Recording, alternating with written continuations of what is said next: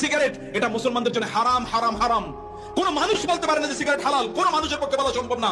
যারা বলেছে এটা মাকরু তারা ভুলের মধ্যে আছে, তারা একেবারে তারা পরিপূর্ণভাবে তারা ভুলের মধ্যে আছে। জিনিসটা হারাম হারাম হারামের মধ্যে কোনো সন্দেহ নাই।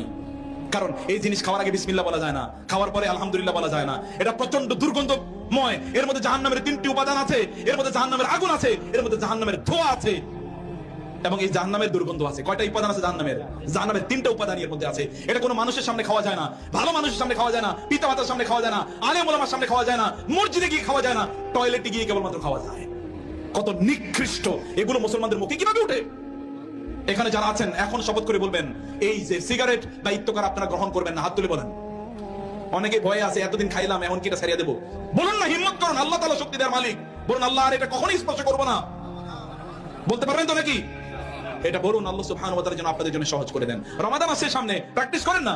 এই যে সামনে রমাদান আসছে, এখন আমি অনেককে বলবো 2 নম্বর যে কাজটি, প্রিয় ভাইরা, বহু জিনিস যে আমরা এই যে ওলামায়ে কেরামরা আছেন, এই যে জামা আছে না, এই টুপি, এই যে দাড়ি, এই যে জামা, এগুলোর কারণে বহু হারাম কাজ থেকে আল্লাহ তাআলা আমাদেরকে আল্লাহ রক্ষা করেন নিজের হাতে। কিভাবে রক্ষা করেন জানেন?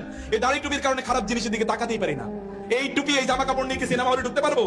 কোথাও দাঁড়াইয়া আমি আমার এলাকায় সর্বশেষ অথবা দেশে অথবা বিদেশে কোথাও কোন দোকানের সামনে দাঁড়িয়ে সর্বশেষ কবে চা খেয়েছি এবং ওইখানে কবে আড্ডা